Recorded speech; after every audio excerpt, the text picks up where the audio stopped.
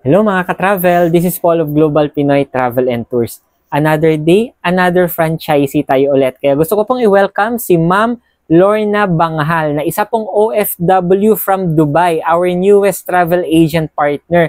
And kagandahan po dyan, umattend po actually last month si Ma'am Lorna nung ating webinar and inantay niya lang po, pinag-ipunan niya through sa kanyang sweldo and ngayon officially po franchisee na po natin siya kay Global Pinoy. Kaya looking forward ma'am for more transactions para sa'yo. Kaya sa mga kababayan natin dyan na OFW, why not mag-start po tayo ng sarili nating business habang tayo ay nasa ibang bansa pa. Kaya if ever gusto nyo pong umattend ng ating webinar, message nyo lang po ako directly. With that, God bless po.